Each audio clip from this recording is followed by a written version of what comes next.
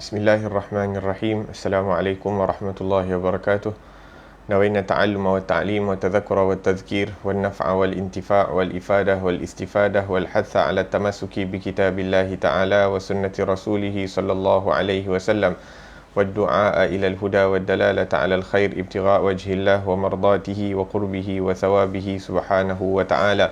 اللهم إنا نسألك فهم النبيين وحفظ المرسلين وإلهام الملائكة المقربين. اللهم اغننا بالعلم وزينا بالحلم وأكرمنا بالتقوى وجملنا بالعافية.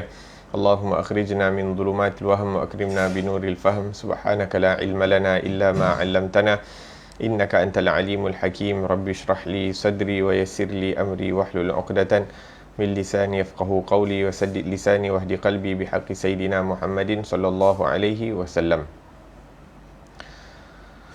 وقال المصنف الإمام أحمد المرزوقي dalam kitabnya Aqidatul Awam. Semoga Allah Subhanahu wa taala manfaatkan kita dengan beliau, dengan ilmu beliau dan dengan ilmu seluruh orang saleh sehingga hari kiamat. Amin ya rabbal alamin. Wa kullu ma ata bihi ar-rasulu fa haqquhu at-taslimu wal qabulu. Dan segala yang dibawa oleh Rasul maka haruslah dipatuhi dan diterima. Imanuna biyaumi akhirin wajab wa kullu ma kana bihi minal ajab. Iman kita terhadap hari akhirat adalah wajib serta pada setiap perkara yang terdapat padanya yang mengajaibkan. Naam, Al-Imam Ahmad Al-Marzuqi dalam kitabnya Aqidatul Awam baris ataupun bait yang ke-27 dan 28 mengingatkan kita tentang bahagian ketiga yang terdapat dalam akidah, iaitu akidah terbahagi kepada 3 bahagian. Yang bahagian pertama, perkara-perkara yang terkait dengan Allah Subhanahu wa taala. Apakah perkara yang wajib, apakah perkara yang mustahil, apakah perkara yang harus bagi Allah Subhanahu wa taala yang perlu kita ketahui. Bahagian kedua yang terkait dengan baginda yang terkait kepada rasul-rasul dan nabi-nabi utusan Allah Subhanahu wa taala, perkara yang wajib ke atas mereka ataupun wajib bagi kita untuk mempercayai tentang mereka, perkara yang mustahil bagi hak mereka dan perkara yang harus bagi hak mereka. Dan yang terakhir adalah perkara-perkara yang terkait dengan sam'iyat ataupun al-ghaibiyat, perkara-perkara yang gaib ataupun perkara-perkara yang tidak mungkin seseorang itu dapat ketahui perkara tersebut melainkan melalui firman Allah Subhanahu wa taala dan sabdaan Rasulullah sallallahu alaihi wasallam. Maka di bahagian ketiga ini perkara-perkara yang terkait dengan hari akhirat dan apa-apa yang terkandung di dalamnya daripada peristiwa-peristiwa, ianya hanya dapat diketahui melalui Rasulullah sallallahu alaihi wasallam ataupun daripada Al-Quran yang diturunkan kepada kita umat Nabi Muhammad sallallahu alaihi wasallam. Maka pada pengajian yang lalu kita dah bahaskan perkara-perkara yang terkait dengan akhirat, yang mana ianya bermula daripada kematian ataupun alam kubur selepas seseorang itu wafat dan dimasukkan ataupun dia akan berpindah ke alam yang lain selepas berada di alam dunia, iaitu berada di dalam alam barzakh. Dan kita bahaskan perincian terhadap perkara tersebut. Yang kedua, persoalan di dalam kubur, kenikmatan bagi orang-orang yang taat dan azab, siksaan bagi orang-orang yang melakukan perkara yang dilarang oleh Allah Subhanahu wa taala. Kemudian kita bahaskan tentang al-ba'th min al-qubur, kebangkitan daripada kubur merupakan perkara yang benar, kemudian dikumpulkan manusia ataupun seluruh makhluk Allah Subhanahu wa taala di padang mahsyar. Perkara yang keempat kita bahaskan dan kita sebutkan keadaan manusia sewaktu dibangkitkan, keadaan manusia, iaitu tubuh badan mereka bagaimana, semuanya terkait dengan amalan yang mereka lakukan di alam dunia. La ilaha illallah. Semoga Allah Subhanahu wa taala permudahkan urusan kita di dunia, di barzakh dan di akhirat sehingga kita masuk ke dalam syurganya Allah Subhanahu wa taala. Amin. Allahumma amin. Perkara yang seterusnya yang dibahaskan di bahagian ini adalah asy-syafa'ah. Syafaat yang diizinkan oleh Allah Subhanahu wa taala.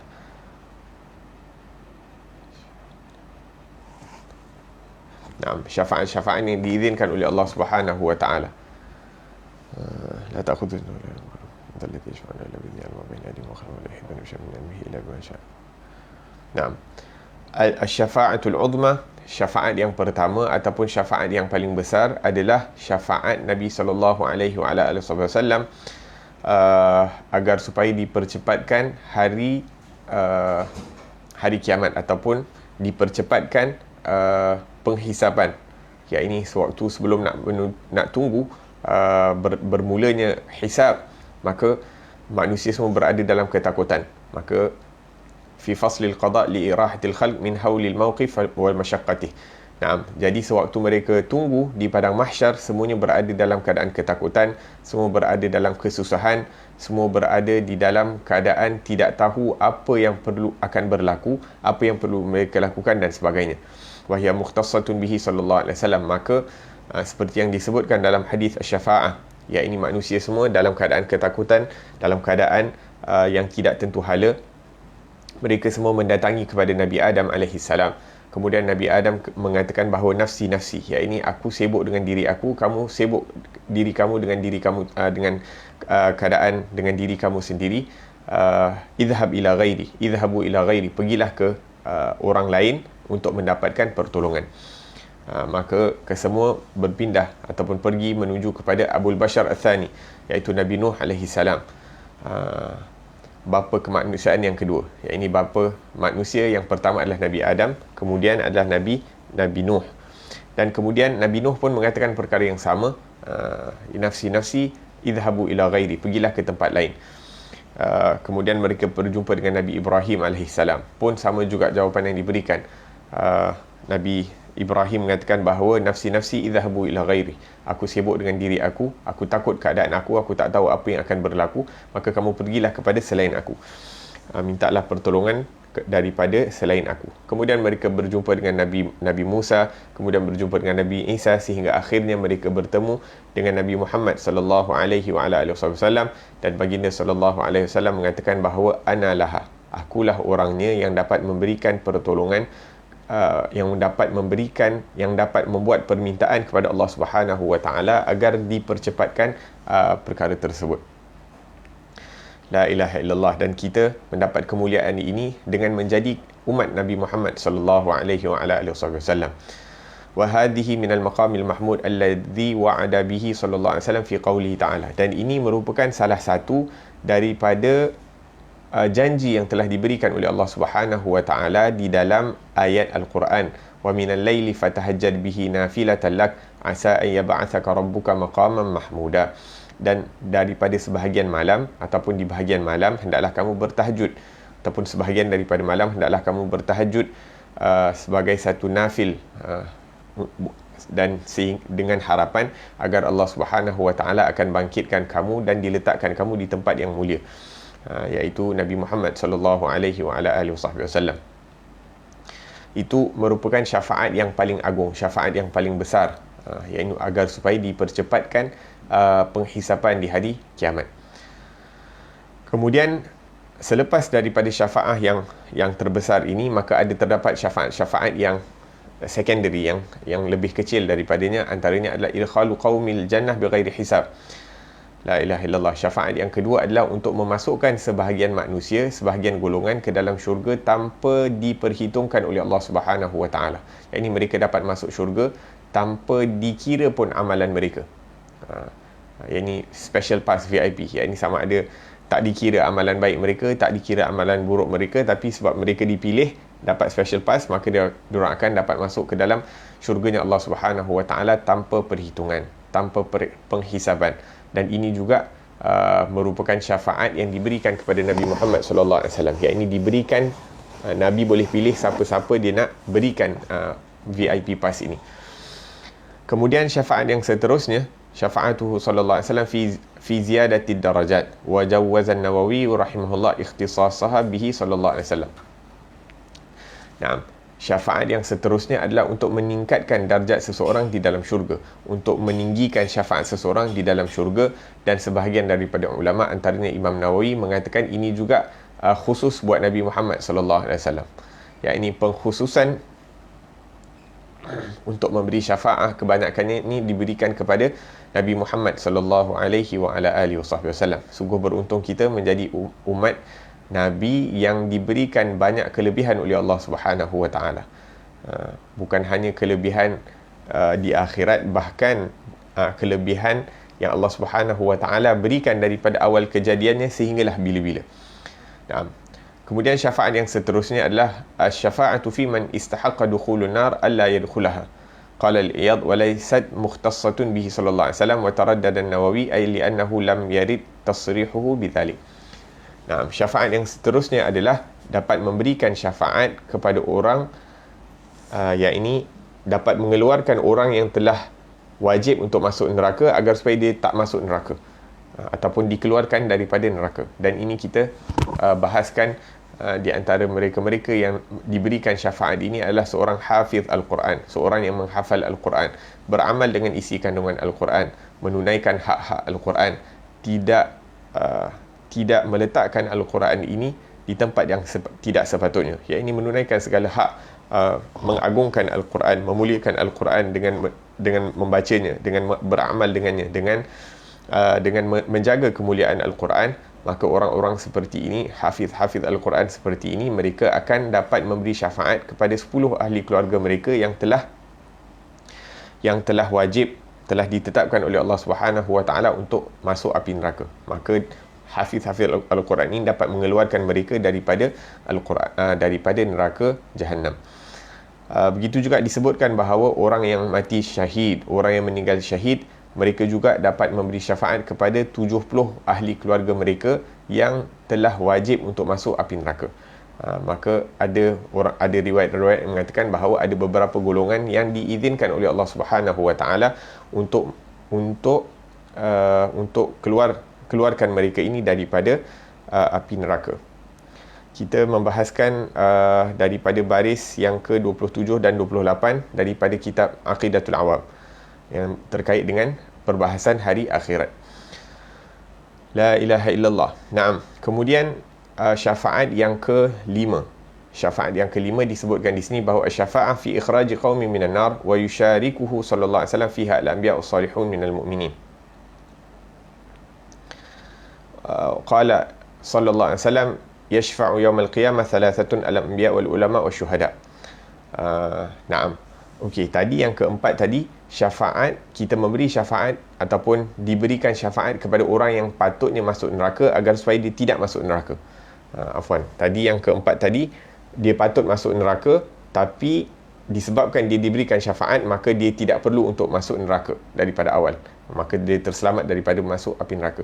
Yang kelima ini, bahawa orang itu dah dimasukkan dalam api neraka, kemudian dikeluarkan. Dan di sini ramai Nabi SAW bersabda bahawa pada hari kiamat nanti ada 3 golongan yang dapat memberikan syafaat, iaitu para nabi, para ulama dan para syuhada.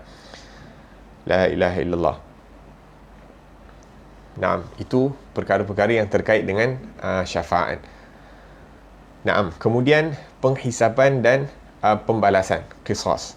Hisab dan qisas fil mawqif. Tawqifullah an-nas ala a'malihim khairan kanat am syarran ba'da an akhadhu kutubahum wa akhadha al-haq min adh-dhalim lil mazlum.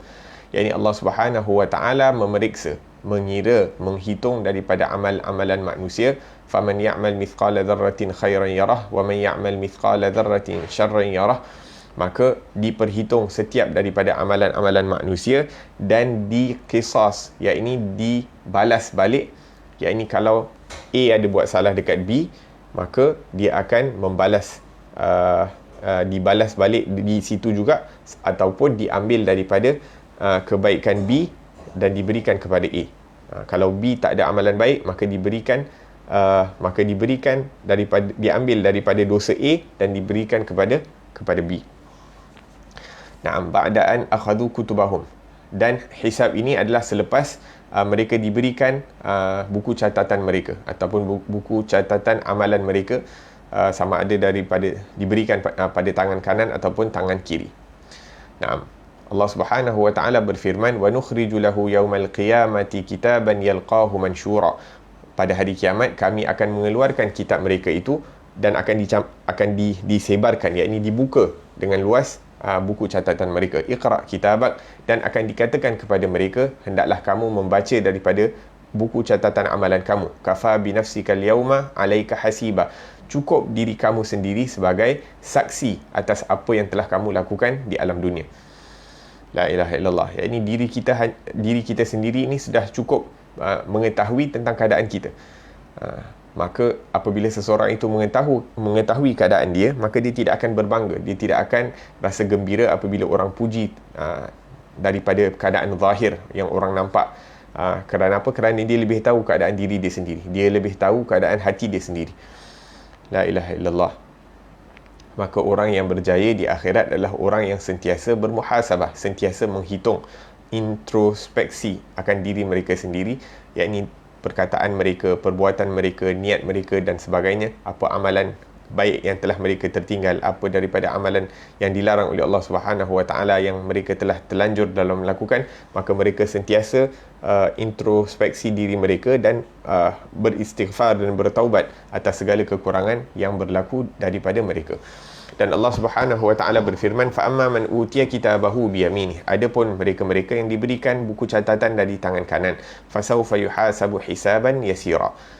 Dan mereka ini akan dihisab dengan hisab yang mudah.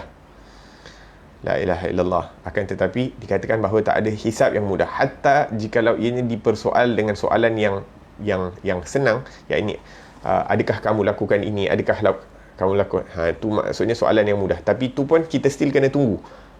Hatta disebabkan kita kena soal, itu saja dah cukup, yakni nak menunjukkan bahawa kita kena tunggu. Wa yanqalibu ila ahlihi masrura. La ilaha illallah. Tapi bila kita kena soalan dengan soalan yang susah, yakni dengan dikatakan bahawa kenapa kamu lakukan perkara tersebut, tu maksudnya dia punya intonasi dia ataupun cara soalan dia tu dah menunjukkan bahawa ianya merupakan soalan yang berat. Kenapa? Tapi kalau ditanyakan adakah kamu melakukan ini, adakah kamu melakukan itu, maka itu masih okey.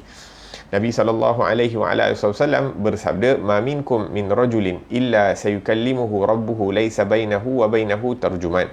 Tidak ada seorang daripada kamu kecuali mereka akan berkata-kata ataupun bertutur bersama Allah Subhanahu Wa Taala, dapat berbicara dengan Allah Subhanahu Wa Taala di dalam mahkamahnya Allah Subhanahu Wa Taala tanpa ada penterjemah.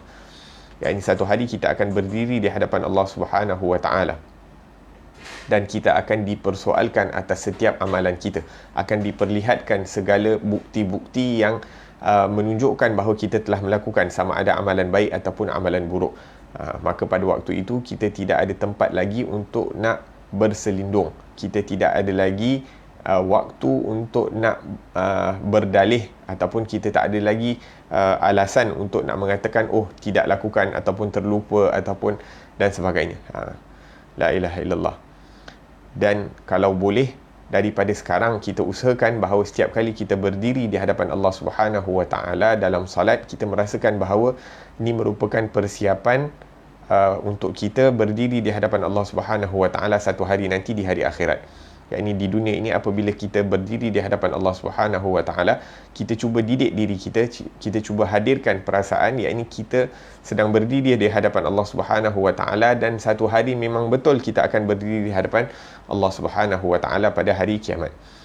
Nabi SAW bersabda, la tazalu qadama ibn Adam yaumal qiyamah min 'indi rabbih hatta yus'al an khamsin. Ya, ini tapak kaki anak Adam itu tidak akan bergerak pada hari kiamat sehingga dia akan disoalkan tentang 5 perkara. An umrihi fima afnah, umurnya di mana dia gunakan. Wa an syababihi fima ablah, dan ditanya secara khusus waktu muda. Yakni ditanya umur itu secara umum, bagaimana kita gunakan nikmat umur itu, nikmat kesihatan, nikmat waktu. Kemudian ditanya secara khusus, yakni apa yang kita lakukan di waktu muda. Di waktu muda, di waktu yang betul-betul kita ada kesegaran, kecerdasan dan sebagainya, untuk apa kita gunakan. Maka sungguh beruntung anak-anak yang dididik yang ditarbiyah, yang diberi perhatian oleh Allah Subhanahu Wa Taala dan diberi perhatian oleh kedua ibu bapa mereka untuk mendidik anak-anak ini atas kasih sayang kepada Allah dan atas kasih sayang kepada Rasulullah sallallahu alaihi wasallam. Sungguh beruntung anak-anak kecil yang dibesarkan dalam keadaan yakni dikelilingi dengan Al-Quran, dikelilingi dengan hadis Nabi sallallahu alaihi wasallam, dikelilingi dengan zikir-zikir yang dibacakan di rumah mereka siang dan malam, sehingga zikir-zikir ini merupakan lagu yang sering dimainkan di dalam telinga mereka dan lama kelamaan akan bermain di dalam fikiran mereka, sehingga kelazatan Al-Quran ataupun kelazatan zikir kepada Allah Subhanahu Wa Taala ini menjadi sebahagian daripada kehidupan mereka, dan mereka membesar dalam keadaan mencintai Allah, mencintai Rasul sallallahu alaihi wasallam, dan mereka membesar dalam keadaan yang bercahaya. La ilaha illallah. Naam, kita dibesarkan dalam maka kanak-kanak seperti ini dibesarkan dalam kecintaan kepada Allah dan kecintaan kepada Rasul sallallahu alaihi wasallam, sehingga ibadah yang mereka lakukan itu penuh dengan kecintaan, bukan lagi sebagai satu tanggungjawab yang ataupun satu beban tanggungjawab yang perlu untuk mereka pikul, akan tetapi mereka melakukan ibadah itu dalam keadaan dengan keadaan yang penuh keriangan, yakni suka dalam melakukan ibadah tersebut. La ilaha illallah. Jadi kita pasang niat, yakni walaupun terkadang mungkin kita terlepas daripada membesar dalam keadaan tersebut, tapi kita masih ada waktu untuk mendidik, mentarbiah anak-anak kita agar supaya mereka membesar dalam keadaan yang lebih baik daripada keadaan kita membesar. Amin ya rabbal alamin. La ilaha illallah. Disebutkan tentang sebahagian orang-orang salih ini, yakni apabila mereka membesar, mereka melihat ibu dan ayah mereka sentiasa beribadah kepada Allah Subhanahu Wa Taala. Dilihat ayah sibuk beribadah, sibuk membaca buku-buku yang bermanfaat, sibuk dengan tasbih, sibuk dengan salat, sibuk dengan berziarah kepada orang-orang salih, sibuk duduk dalam majlisnya orang-orang salih, sibuk duduk dalam majlis-majlisnya orang alim, dan dibawa anak-anak mereka menghadiri majlis-majlis tersebut, melihat kepada ibu mereka, yakni tidak keluar daripada rumah tanpa ada keperluan, ataupun menjaga daripada kehormatan diri, ataupun menyibukkan diri mereka dengan ibadah-ibadah, tugasan-tugasan ibadah di rumah ataupun di luar bila ada keperluan. Maka mereka melihat ini secara amali. Maka mereka lebih mudah bagi anak-anak yang dapat melihat contoh yang tauladan yang baik daripada ibu bapa ini untuk menjadi seorang yang lebih baik sewaktu mereka besar. La ilaha illallah. Na'am. An umrihi fima afnah, di mana ataupun bagaimana kamu menggunakan usia kamu dan secara khusus waktu muda kamu. La ilaha illallah. Wa an malihi min aina iktasabahu wa fima anfaqahu, dan akan ditanyakan tentang harta, dari mana kita perolehi harta tersebut dan atas apa kita infak, untuk apa kita infak harta tersebut. Maka untuk menyelamatkan diri daripada harta ni, maka ada dua perkara yang perlu kita lihat. Satu, dari mana harta itu datang, dan ke mana harta itu kita gunakan. Yang ini tak cukup kita dapatkan harta itu daripada sumber yang halal, kemudian kita nak gunakan ikut suka hati kita, itu pun kita akan menjamin keselamatan kita di akhirat. Ataupun kita dapatkan daripada sumber yang haram, iaitu dah fail lah, dapatkan daripada sumber yang haram, kemudian kita infakkan di tempat yang betul, ataupun bersedekah, berzakat pun tak jadi. Kena dua-dua, memastikan bahawa sumber itu adalah benar-benar halal, dan infakkan di tempat yang diridai oleh Allah Subhanahu Wa Taala, menunaikan hak yang telah diwajibkan oleh Allah Subhanahu Wa Taala ke atas kita terhadap harta itu, sama ada hak itu kepada Allah daripada amalan-amalan zakat dan sebagainya, menginfakkan kepada ahli keluarga ataupun beri nafkah kepada mereka-mereka yang wajib kita berikan nafkah dan sebagainya, dan kemudian jikalau ada lebih untuk menolong mereka-mereka yang ada keperluan ataupun yang memerlukan. La ilaha illallah. An malihi min aina iktasabahu wa fima anfaqahu. La ilaha illallah. Semoga Allah Subhanahu Wa Taala perluaskan rezeki yang halal dan barakah buat diri kita dan ahli keluarga kita, dan semoga kita diberikan taufik untuk menggunakan setiap sen daripadanya di tempat yang diridai oleh Allah Subhanahu Wa Taala. Dan kita sentiasa mohon kepada Allah Subhanahu Wa Taala agar supaya kita diberi petunjuk untuk menggunakan setiap sen dan setiap saat daripada umur kita, dan setiap sen daripada harta kita itu di tempat yang diridai oleh Allah Subhanahu Wa Taala. Dan seterusnya kita melihat cara kehidupan orang-orang salih, bagaimana mereka menggunakan nafas-nafas mereka dan bagaimana mereka menggunakan duit-duit mereka, sehingga kita mudah untuk mengikuti daripada tauladan mereka. Wa madza amila fi ma alim. Dan soalan yang seterusnya adalah bagaimana kamu beramal mengikut ilmu yang telah diberikan kepada kamu. Yang ini apa yang kamu lakukan terhadap ilmu yang telah diberikan kepada kamu. Yang ini ilmu-ilmu manfaat yang telah diberikan oleh Allah Subhanahu Wa Taala kepada kita, di mana bagaimana kita mengamalkannya. La ilaha illallah. 5 soalan yang akan dipertanyakan pada kita di hari akhirat. Alhamdulillah kita telah diberikan ilmu. Alhamdulillah kita telah dihadirkan dalam majlis ilmu. Alhamdulillah kita telah diperlihatkan, dihadirkan kita dalam majlis orang-orang salih, dihadirkan kita dalam majlis orang-orang yang dekat dengan Allah Subhanahu Wa Taala, dihadirkan kita dalam majlis orang-orang yang diwariskan ilmu kenabian pada mereka. Jadi bagaimana kita menggunakan nikmat-nikmat tersebut. La ilaha illallah. Dan ini merupakan salah satu makna yang disebutkan dalam thumma latus'alunna yawma idzin 'anil na'im. Kemudian pada hari akhirat nanti kamu akan dipersoalkan tentang nikmat-nikmat yang diberikan kepada kamu.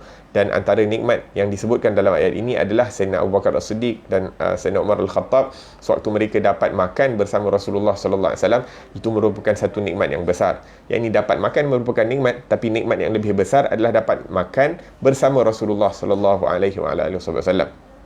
Maka ini menunjukkan bahawa ini kalau kita diberikan taufik untuk dapat makan bersama orang-orang salih dan sebagainya, ianya merupakan satu nikmat yang agung daripada Allah Subhanahu Wa Taala yang akan dipersoalkan satu hari nanti.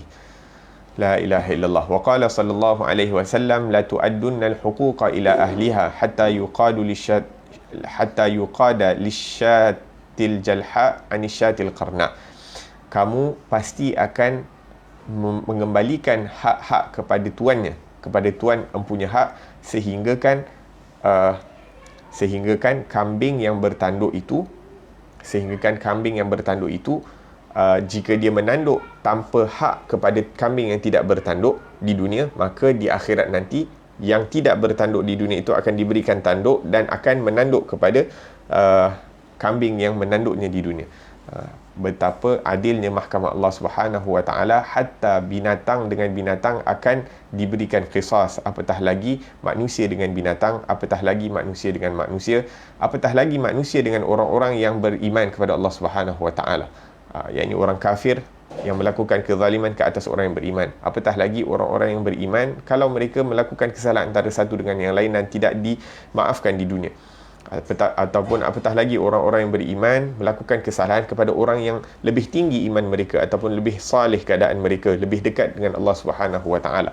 Maka kita hendaklah berhati-hati agar supaya kita tidak mengambil daripada hak orang lain, tidak melakukan kezaliman kepada mana-mana makhluk Allah Subhanahu Wa Taala, kerana mahkamah Allah Subhanahu Wa Taala di akhirat itu adalah sangat adil. La ilaha illallah. Daripada Sayyidina Abu Hurairah radhiyallahu anhu, beliau berkata, anna Rasul sallallahu alaihi wasallam bersabda, man kanat indahu madlamatan li akhihi falyatahallalhu minha. Barang siapa yang melakukan kezaliman terhadap saudaranya, maka hendaklah dia minta menghalalkan perkara tersebut di dunia. Fa innahu laisa thamma dinarun wala dirham. Kerana laisa thamma, kerana di akhirat nanti tidak akan ada wang ringgit, tidak akan ada emas dan perak, min qabli an yu'khadh li akhihi min hasanatih.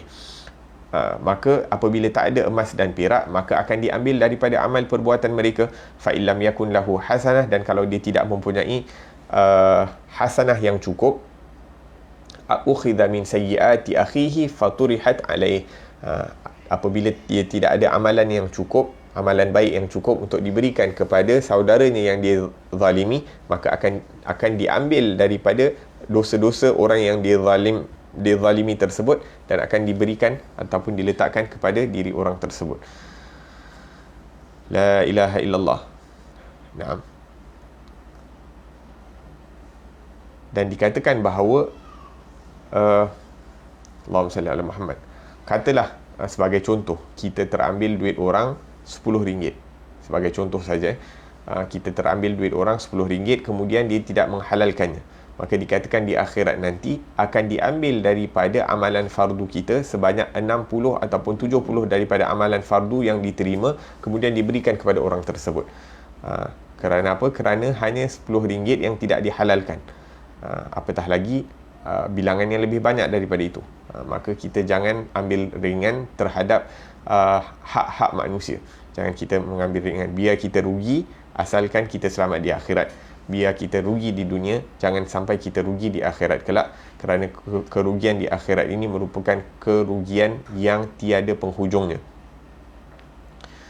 La ilaha illallah. Kita nak dapat satu amalan yang diterima oleh Allah Subhanahu wa taala pun susah. Ya, ini untuk kita nak memastikan bahawa amalan kita itu diterima oleh Allah Subhanahu wa taala, tidak ada jalan untuk mengetahuinya. Tak ada jalan untuk mengetahui sama ada amalan itu diterima atau tidak kecuali di akhirat nanti. Jadi bagaimana kita dapat merasa tenang, yakni amalan kita tak tahu mana yang diterima ataupun tidak, kemudian kita nak buat dosa yang mana dosa itu akan menyebabkan amalan kita yang diterima itu diberikan kepada orang lain. Waliyadzubillahi tabaraka wa ta'ala. La ilaha illallah. Kalau kita tak boleh nak buat kebaikan, kita jangan buat kemungkaran. Kalau kita tak boleh nak buat baik kepada orang lain, jangan kita menzalimi pula orang lain. Biar kita berada dalam keadaan selamat. Kalau tak boleh nak buat kebaikan, jangan susahkan orang lain, jangan zalimi orang lain, jangan cakap pasal orang lain, jangan sibuk perkara-perkara yang tak ada kena-mengena dengan kita. Min husni islamil mar'i, antara kesempurnaan iman seseorang itu adalah tarkuhu ma la ya'ni. Dia tidak menyebut perkara-perkara yang tidak ada kaitan dengannya. Akan tetapi sekarang ni kita dipersembahkan dengan perkara-perkara yang tak ada kaitan dengan kita. Kita buka Facebook, kita buka internet, semua berita-berita yang tak ada kaitan dengan kita directly dipersembahkan kepada kita. Kemudian kita sibukkan diri kita dengan bercakap dengan perkara-perkara yang seperti perkara tersebut. La ilaha illallah. Semoga Allah Subhanahu wa taala jadikan kita daripada hamba-hamba yang sentiasa menghitung, mengintrospeksi keadaan kita, perkataan kita, amalan kita di dunia ini, agar supaya kita dapat merubah, menambah baik keadaan kita, sehingga di akhirat nanti kita menjadi daripada hamba-hamba Allah Subhanahu wa taala yang untung. Amin ya rabbal alamin. Perkara yang seterusnya adalah al-mizan, yakni neraca timbangan. Alladzi tuzan fihi al-hasanat wa sayyi'at, yang mana dengannya Allah Subhanahu wa taala akan menghitung pahala dan juga dosa-dosa. Qala Ibn Hajar lahu kaffatan law wudi'a fi ihdahuma as-samawati wal ardu wa man fihinna la wasi'athu. Disebutkan di dalam syarah Sahih Bukhari bahawa neraca timbangan ini punya besar. Sebelah sahaja neraca timbangan ini kalau diletakkan 7 petala langit dan 7 petala bumi dan apa-apa yang berada di dalamnya, maka satu neraca timbangan itu sahaja dapat meletakkan seluruh 7 petala langit dan 7 petala bumi dan apa-apa yang terdapat di dalamnya. Punya besarnya neraca timbangan tersebut ataupun piring yang digunakan untuk menimbang daripada pahala tersebut. Wal masyhur annahu mizan wahid li jami'il umam wa li jami'il a'mal. Dikatakan bahawa yang neraca timbangan ni satu je, dan semua amalan ataupun setiap manusia punya amalan akan ditimbangkan dengan amalan, dengan penimbang tersebut. La ilaha illallah. Berapa lama nak tunggu? Subhanallah, berapa lama nak tunggu? Allahu akbar. Qala ta'ala wa nada'u al-mawazin al-qista li yawm al-qiyamah fala tudhlamu nafsun shay'a wa in kana mithqala habatin min khardalin ataina biha wa kafa bina hasibin. Pada hari kiamat kami akan meletakkan timbangan yang adil dan tidak ada seorang pun daripada hamba-hamba yang akan dizalimi. Tak ada seorang pun yang dizalimi. Wa in kana mithqala habatin min khardal ataina biha, walaupun sekecil-kecil zarrah akan diperhitungkan oleh Allah Subhanahu wa taala. Wa kafa bina hasibin, dan Allah mengatakan bahawa cukup kami ini sebagai penghitung. Yakni Allah Subhanahu wa taala punya detail. Yakni Allah mengatakan bahawa kalau ilmu kami sahaja sudah cukup untuk membuat perhitungan tersebut. Akan tetapi Allah Subhanahu wa taala dengan keadilan Allah, bukan hanya ilmu Allah walaupun ilmu Allah sudah cukup, akan tetapi Allah Subhanahu Wa Taala membawa kepada keadilan, sehingga dibawa segala bukti-bukti, dibawa daripada segala amalan-amalan, sehingga dikatakan bahawa hatta air wuduk itu juga akan diletakkan di atas neraca timbangan dan sebagainya. Dan amalan-amalan soleh itu akan dijadikan sebagai satu bentuk yang mana dapat ditimbang. Amalan-amalan soleh ataupun niat-niat yang baik yang diberikan pahala oleh Allah Subhanahu Wa Taala, ianya merupakan satu perkara maknawi, perkara yang tidak boleh dilihat, akan tetapi di akhirat nanti akan dijadikan sebagai satu bentuk yang dapat dilihat, sehingga ianya dapat ditimbang. La ilaha illallah. Naam. Kemudian Allah Subhanahu Wa Taala berfirman di tempat lain, wal waznu yawma idzinil haqq, dan neraca timbangan pada hari tersebut adalah benar. Faman thaqulat mawazinuhu faulaika humul muflihun. Barang siapa yang berat neraca timbangan mereka, maka mereka adalah orang-orang yang berjaya. Wa man khaffat mawazinuhu, adapun mereka-mereka yang ringan neraca timbangan ataupun ringan daripada amalan baik mereka, faulaika alladzina khasiru anfusahum, mereka itu adalah orang-orang yang merugikan diri mereka sendiri, bima kanu bi ayatina yadhlimun, kerana mereka menzalimi daripada ayat-ayat kami, yakni mendustakan ayat-ayat kami, sehingga mereka itu disebutkan bahawa orang-orang yang menzalimi, merugikan diri mereka sendiri. La ilaha illallah. Kalau dekat dunia ni, neraca timbangan ataupun penimbang tu, macam sekarang ni dah ada elektronik punya penimbang. Elektronik punya penimbang tu sangat accurate lah, nak dikatakan. Tapi kebiasaannya lebih besar ataupun lebih berat penimbang, maka kurang dia punya accuracy dia. Sebab apa? Sebab dia timbang untuk benda-benda yang lebih besar. Tapi kita tengok dekat akhirat nanti, penimbang yang sangat besar yang Allah Subhanahu Wa Taala letakkan sebagai penimbang, akan tetapi dia mempunyai ketepatan yang luar biasa.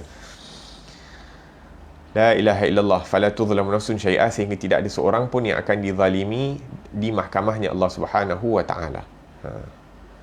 Dan disebabkan itu, orang-orang saleh mereka sentiasa mengambil bahagian mereka itu kurang, akan tetapi mereka akan berikan hak orang lain lebih. Sebagai contoh, dikatakan bahawa orang-orang saleh yang mana mempunyai perniagaan, maka apa yang mereka lakukan?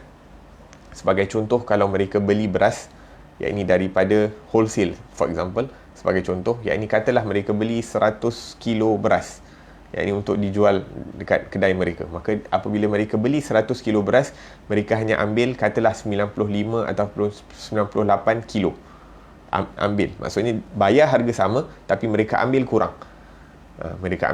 Kemudian apabila mereka jual, mereka akan beri lebih. Katalah orang beli 10 kilo, diorang akan bagi 10 kilo setengah ataupun 11 kilo dan sebagainya. Supaya apa? Supaya mereka tidak supaya ianya pasti bahawa mereka tidak ambil lebih daripada hak orang lain, ataupun memberi kurang daripada hak orang lain. La ilaha illallah.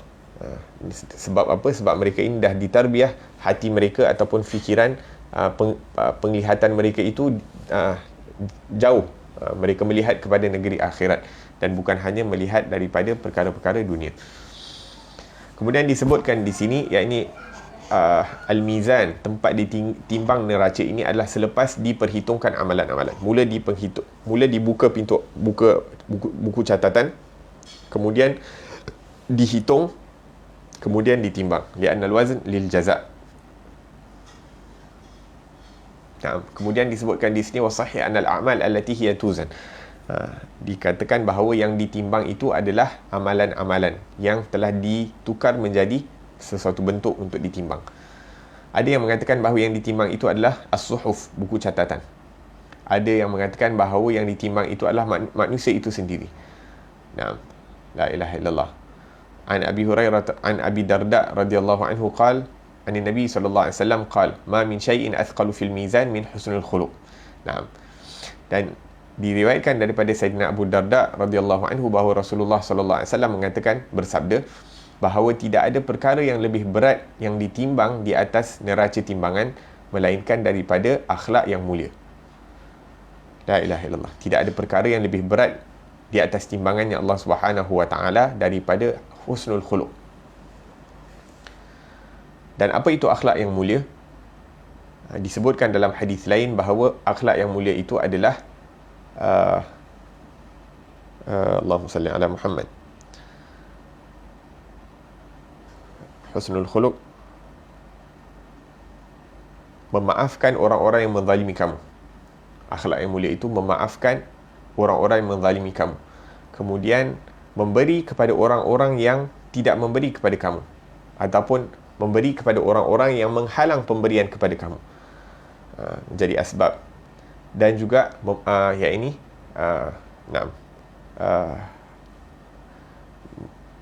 Allahumma salli ala Muhammad. Walhasil, yakni untuk melakukan yakni husnul khuluq ini bukanlah satu perkara yang mudah. Husnul khuluq ini, yakni akhlak yang mulia, kadang-kadang kita rasa akhlak yang mulia kita buat baik kepada orang yang buat baik kepada kita. Itu perkara mudah, tu macam jual beli. Orang bagi barang baik, kita bagi barang baik. Tapi husnul khuluq ni, akhlak yang mulia ni adalah apabila orang melakukan wala tastawil hasanatu wala sayyi'ah. Dan Allah Subhanahu wa taala berfirman, tidak sama amalan yang baik dengan amalan yang buruk. Idfa' billati hi ahsan. Maksudnya, kalau orang itu melakukan keburukan kepada diri kita, bagaimana kita boleh usahakan sehingga hati kita ini dapat memberikan yang terbaik, dapat membalas kepada perkara yang lebih baik daripada apa yang kita diberi. Yakni orang beri perkara yang buruk, yakni mengatakan perkara yang buruk kepada kita, melakukan perkara yang buruk kepada kita, tapi kita balas dengan yang lebih baik. La ilaha illallah. Idfa' billati hi ahsan fa idzal ladzi bainaka wa bainahu adawatun ka'annahu waliyyun hamim. Apabila kita berusaha untuk mendidik hati kita untuk menjadi orang-orang yang berakhlak mulia, maka hatta dengan orang-orang yang bermusuh dengan kita, lama kelamaan mereka akan menjadi kawan rapat disebabkan akhlak yang mulia yang ditunjukkan daripada seorang yang beriman, yang kuat imannya kepada Allah Subhanahu wa taala. Wal kadhimin al-ghaidh wal 'afina 'anil nas. Dalam al-Quran disebutkan wal kadhimin al-ghaidh, antara akhlak yang mulia itu adalah orang yang mampu menahan daripada kemarahan mereka. Wal kadhimin al-ghaidh wal 'afina 'anil nas, dan memaafkan daripada kesalahan-kesalahan manusia. Allahumma rzuqna husnul khuluq. Dan antara doa yang didoakan ataupun yang diajarkan oleh Nabi sallallahu alaihi wasallam adalah Allahumma hdina li ahsanil a'mali wal akhlaq. Ya Allah, berilah petunjuk agar supaya aku dapat berakhlak dengan akhlak yang mulia dan beramal dengan amalan yang mulia. Allahumma hdina li ahsanil a'mal, dengan sebaik-baik amalan, wal akhlaq, dan akhlak yang mulia.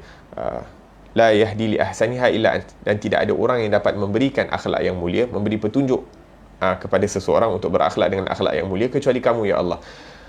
Wasrif anna sayyi'aha, dan ya Allah, jauhkanlah aku daripada amalan yang buruk dan daripada akhlak yang buruk. La yasrifu anni sayyi'aha illa ant, dan tak ada siapa yang mampu untuk mengubahkan amalan-amalan yang buruk, menjauhkan daripada amalan-amalan yang buruk ini daripada aku selain engkau, ya Rabb.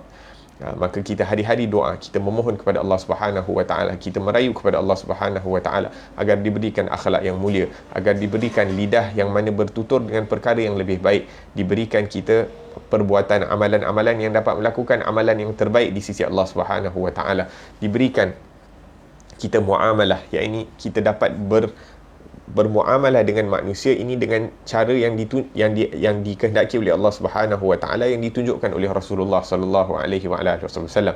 Dan salah satu sifat mulia yang ditunjukkan oleh Nabi Muhammad sallallahu alaihi wasallam, yakni apabila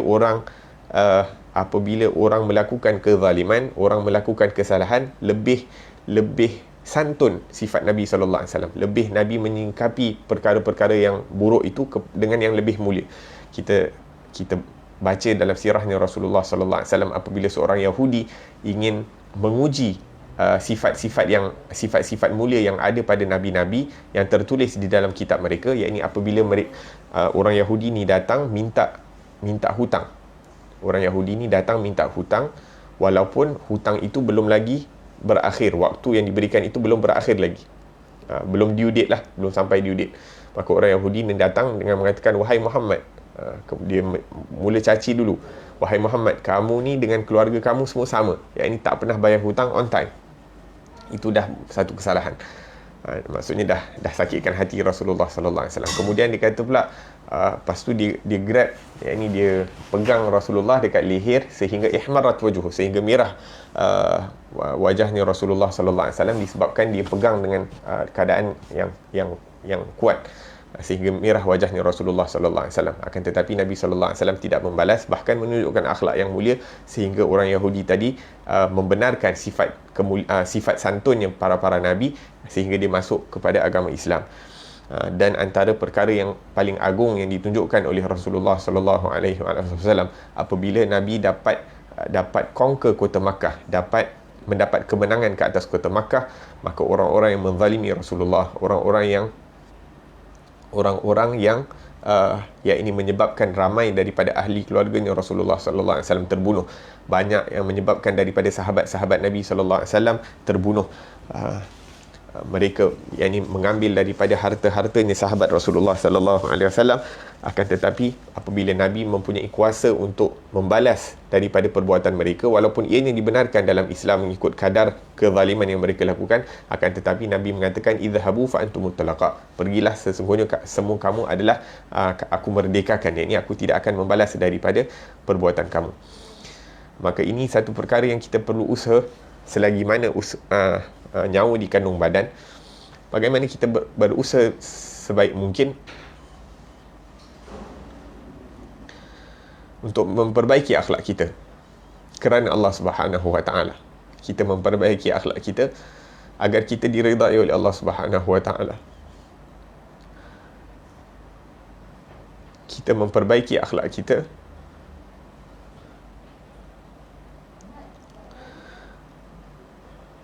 agar supaya kita dapat menggembirakan hati Rasulullah sallallahu alaihi wasallam. Naam. Semoga Allah Subhanahu wa taala permudahkan kita untuk memperbaiki diri kita dan akhlak kita sehingga kita menjadi orang-orang yang dikasihi oleh Allah, sehingga dikasihi oleh Rasulullah sallallahu alaihi wasallam. Naam, maka sabda Nabi sallallahu alaihi wasallam, "Ma min syai'in athqalu fil mizan min husnil khuluq." Tidak ada perkara yang lebih berat yang ditimbang atas neraca timbangannya Allah Subhanahu wa taala melebihi daripada akhlak yang mulia. Allahumma akrimna bi husnil khuluq. Semoga Allah Subhanahu wa taala muliakan kita dengan akhlak yang mulia. La ilaha illallah. Wa an Abi Malik al-Ash'ari radhiyallahu anhu qala qala Rasulullah sallallahu alaihi wasallam at-tahuru syatrul iman walhamdulillahi tamla'ul mizan. Dalam hadis disebutkan bahawa kebersihan itu adalah sebahagian daripada iman dan pujian bagi Allah Subhanahu wa taala itu memenuhi neraca timbangan. Disebutkan dalam hadis lain, kalimatan khafifatan 'alal lisan thaqilatan fil mizan habibatan ila rahman subhanallahi wa bihamdihi subhanallahil azim. Kalimatan khafifatan 'alal lisan, ada dua kalimah yang sangat mudah untuk disebut oleh lidah. Thaqilatan fil mizan, yang mana berat di atas neraca timbangannya Allah Subhanahu wa taala. Habibatan ila rahman, yang sangat disukai oleh Allah Subhanahu wa taala apabila ianya disebut dan dibaca oleh hamba-hambanya. Subhanallahi wa bihamdihi subhanallahil azim. Sangat mudah menyebut subhanallah wa bihamdihi subhanallahil azim. Dan kalau kita nak menyebutkan subhanallah wa bihamdihi subhanallahil azim ini sebagai wirid kita harian, mungkin 10 kali satu hari, mungkin 50 kali satu hari, mungkin 100 kali satu hari, merupakan satu amalan yang mudah. Tapi terkadang kita disibukkan dengan perkara-perkara yang tidak penting, disibukkan dengan perkara-perkara yang tidak mendatangkan manfaat di akhirat nanti, bahkan terkadang tidak mendatangkan manfaat di dunia juga. Akan tetapi orang-orang yang dikasihi oleh Allah Subhanahu wa taala, mereka ini disibukkan dengan perkara-perkara yang mendatangkan manfaat untuk mereka di akhirat, dan kemudian dipermudahkan daripada urusan-urusan dunia mereka dengan berkat mereka menyibukkan diri dengan perkara-perkara yang disukai oleh Allah Subhanahu wa taala. Allahumma ja'alna minhum. Semoga Allah Subhanahu wa taala jadikan kita orang-orang yang disibukkan dengan perkara-perkara yang mendekatkan kita dengan Allah Subhanahu wa taala dan dipermudahkan daripada urusan dunia. Amin ya rabbal alamin. Amal mu'min fayuta bi amalihi fi ahsani surah wa yuta bi amalil kafir fi aqbahi surah. Dan disebutkan bahawa orang-orang mukmin amalan-amalannya akan datang kepadanya dengan rupa yang indah. Adapun orang-orang kafir, amalan-amalan mereka datang disebabkan amalan mereka itu sendiri adalah amalan-amalan buruk, maka amalan mereka itu akan datang kepada mereka dengan rupa keadaan yang buruk. La ilaha illallah. Naam, kemudian as-sirat. Sirat adalah jambatan, titian sirat. Wahuwa jisrun mamdudun adaku minas sya'rah wa ahaddu minas saif. Yang ini merupakan titian sirat yang dibentangkan di atas neraka Jahannam, yang mana lebih halus daripada rambut, lebih tajam daripada mata pedang. Yudha ala zahri Jahannam yamurru alaihi al-awwaluna wal akhirun ba'da sirafihim min al-mawqif. Setiap manusia, baik daripada zaman Nabi Adam alaihissalam sehinggalah hari kiamat, mereka semua akan melalui daripada titian sirat ini selepas mereka beredar daripada padang mahsyar. Fatasbut alaihi aqdamul mu'minin at-ta'iin, maka kaki-kaki orang-orang yang beriman kepada Allah Subhanahu wa taala, yang taat mengerjakan perintah Allah Subhanahu wa taala, akan dapat berada di atas titian sirat ini dengan keadaan yang tetap, yamurru alaihi ahlul jannah, maka mereka akan lalu di atasnya sehingga mereka dimasukkan ke dalam syurganya Allah Subhanahu wa taala. Maka keadaan orang-orang yang beriman yang melalui di atas titian sirat ini berbeza. Ada di antara mereka lalu sepantas kilat, kalamhil basar, wa minhum kalbarqil khatif, ada sepantas kilat, ada seperti angin yang kencang, ada seperti burung, ada seperti kuda yang pantas, ada yang berjalan, ada yang berlari, ada yang merangkak. Wa dhalika kulluhu ala hasbi a'malihim as-salihah wal i'rad 'anil ma'asi. Dan kepantasan kita melintasi titian sirat ini berdasarkan amalan-amalan baik yang kita lakukan di dunia ini, dan betapa cepatnya kita berpaling daripada melakukan dosa. Dikatakan bahawa lebih pantas ini bila terutamanya kadang-kadang ada fikiran-fikiran buruk yang terlintas dalam fikiran kita. Apabila kita ada fikiran buruk terlintas dalam fikiran, kita terus tolak dia ke tepi, kita tak layankan dia, kita tak join dia. Dia tengah cakap ni, dia cakap betul lah hari tu aku benda ni berlaku, benda tu berlaku, kita pun layan fikiran tu.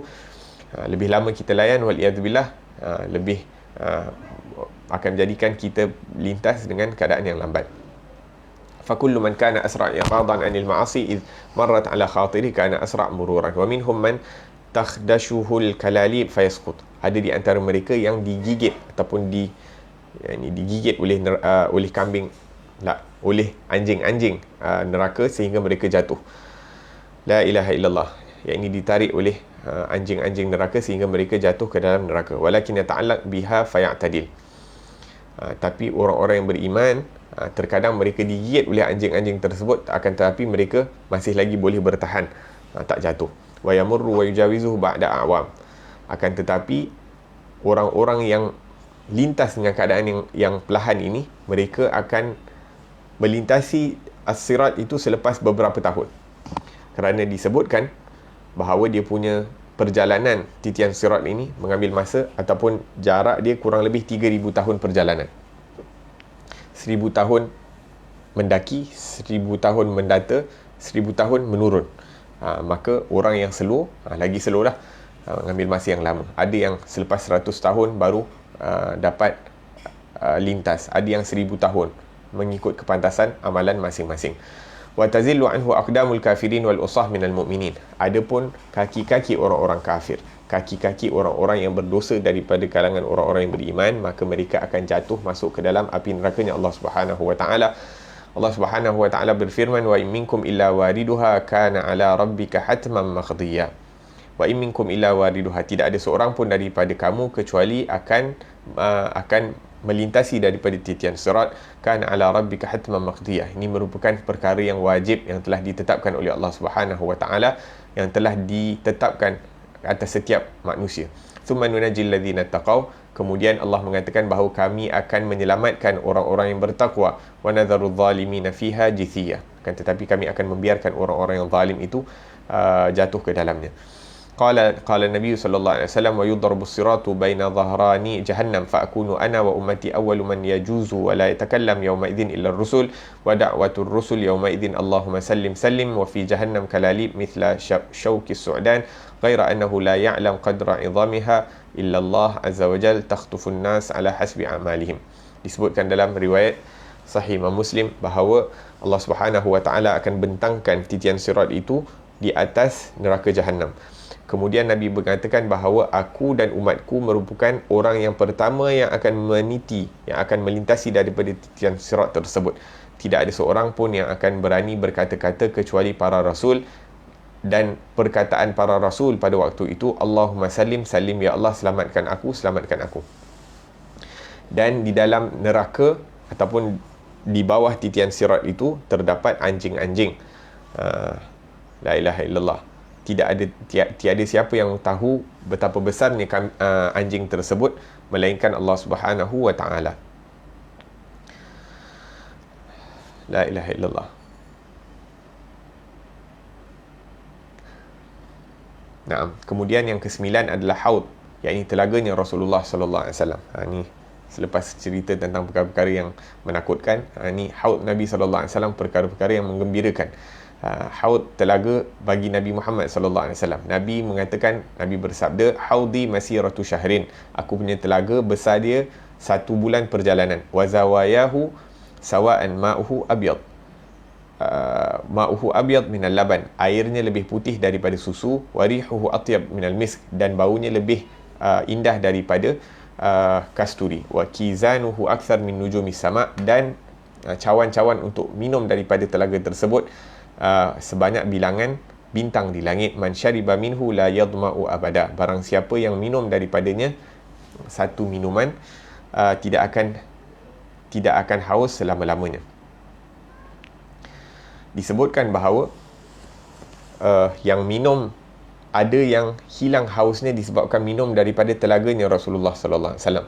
Akan tetapi ada orang-orang yang lebih beruntung daripada itu, adalah orang-orang yang dapat minum daripada tapak tangannya Rasulullah sallallahu alaihi wasallam. Yang ini ada sebahagian minum daripada cawan, tapi ada sebahagian yang minum terus daripada tapak tangannya Rasulullah sallallahu alaihi wasallam, dan hilangnya haus mereka itu bukan kerana kemanisan air, akan tetapi kerana kemanisan tapak tangannya baginda sallallahu alaihi wasallam. Tapak tangan yang sungguh mulia di sisi Allah Subhanahu wa taala. Semoga Allah Subhanahu wa taala kurniakan kita satu hari dapat berjabat tangan dengan tangannya Rasulullah sallallahu alaihi wasallam, dapat minum daripada airnya, dapat minum air telaganya Rasulullah daripada tapak tangan baginda sallallahu alaihi wasallam yang mulia. Amin ya rabbal alamin. Untuk diri kita, ahli keluarga kita, anak-anak kita, zuriat kita hingga hari kiamat. Amin ya rabbal alamin. Nah, kemudian disebutkan walikulli nabiyyin haudun yashrabuhu wa ummatuh. Bagi setiap nabi ada telaga masing-masing. Yang ini setiap nabi ada telaga masing-masing yang mana dia akan minum bersama umatnya. Wa qala an-nabi sallallahu alaihi wasallam, inna likulli nabiyyin haudan wa innahum yatabahawna iyyahum ayyuhum akthar waridah.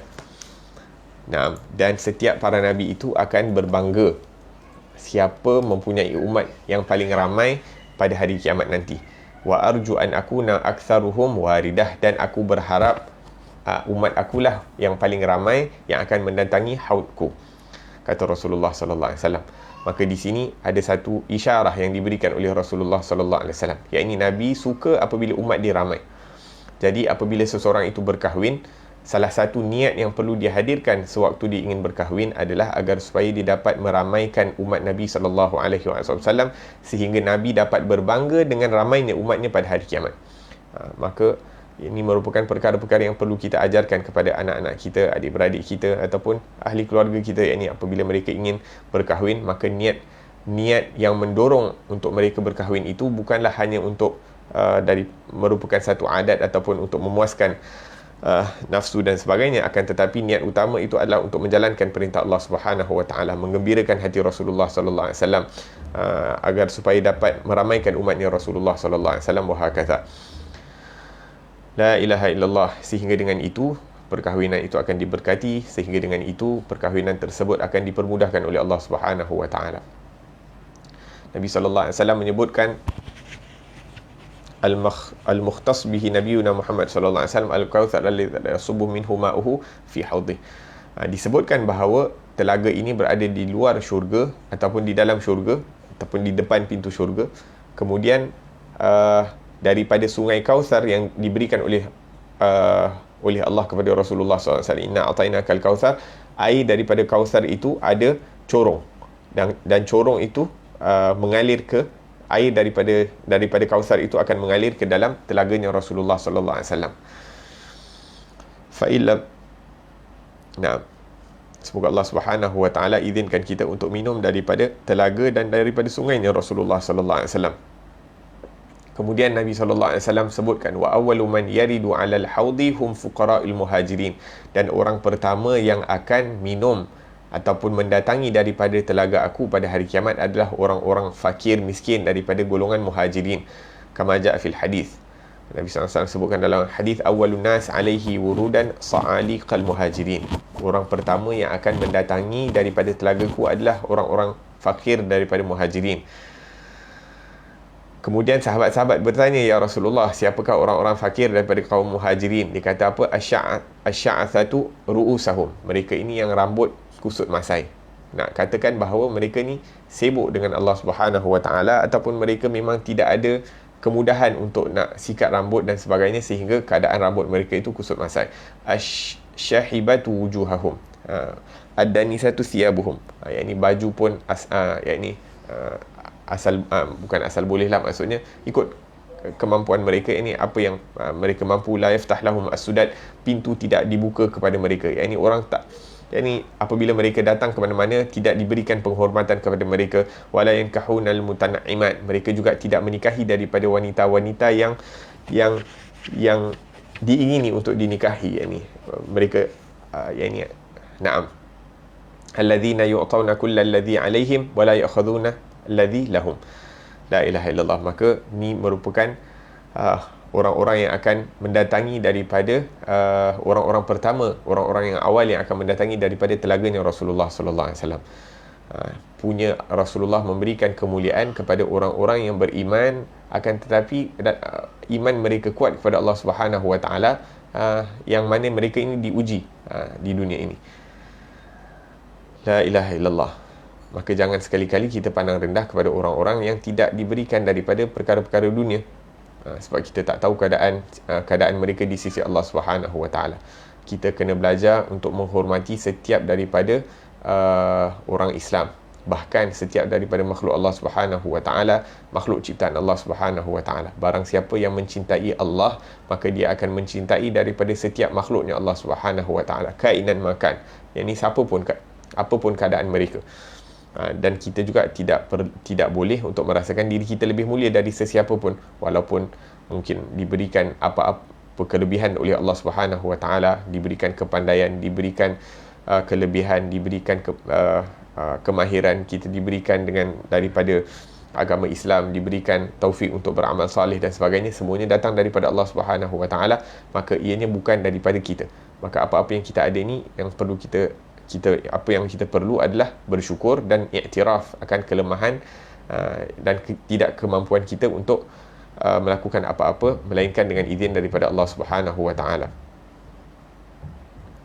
Kemudian disebutkan bahawa orang-orang yang munafik dan orang-orang yang murtad, orang-orang yang banyak melaknat,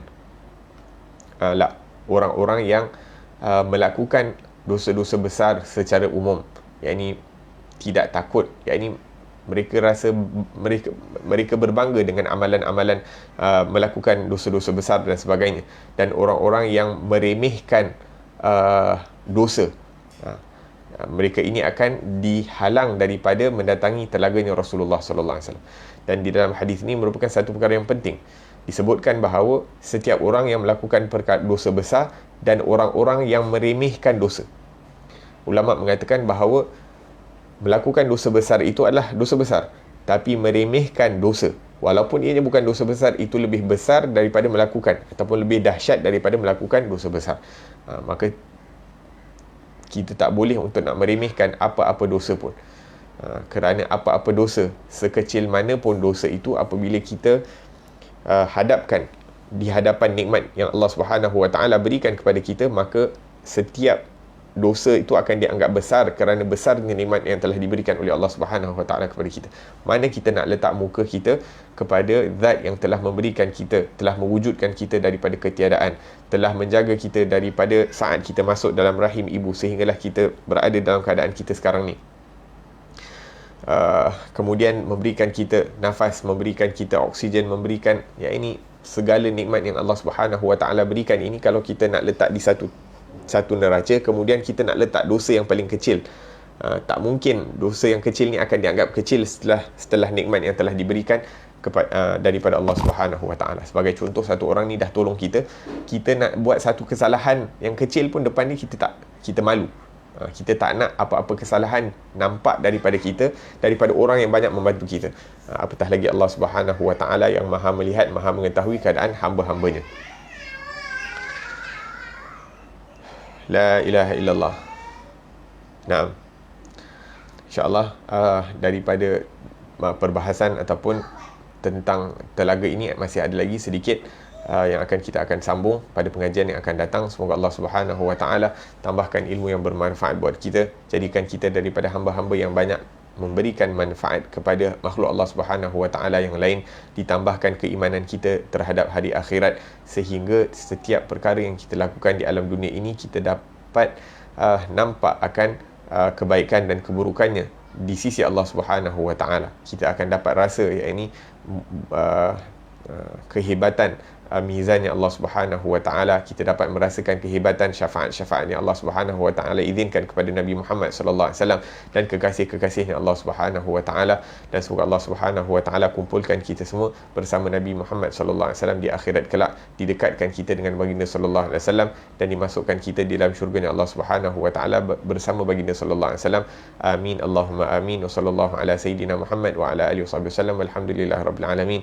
ربنا انفعنا بما علمتنا ربي علمنا الذي ينفعنا ربي فقهنا وفقه أهلنا وقرابات لنا في ديننا مع أهل القتر أنثى وذكر ربي وفقنا ووفقهم لما ترتضي قولا فعلا كرما وارزق الكل حلالا دائما وأخل أتقياء علما نحظى بالخير ونكفى كل شر ربنا واصلح لنا كل شؤون وقر بالرضا منك العيون واقض عنا ربنا كل الديون قبل أن تأتينا رسل المنون واغفر واستر أنت أكرم من ستر وصلاة الله تغشى المصطفى من إلى الحق دعانا والوفى بكتاب فيه للناس شفاء وعلى الآل الكرام شرفاء وعلى الصحب المصابيح الغرار اللهم اهدنا بهداك وجعلنا ممن يسارع في رضاك ولا تولنا وليا سواك ولا تجعلنا ممن خالف أمرك وعصاك وحسبنا الله ونعم الوكيل ولا حول ولا قوة إلا بالله العلي العظيم وصلى الله على سيدنا محمد وعلى آله وصحبه وسلم والحمد لله رب العالمين والسلام عليكم ورحمة الله وبركاته.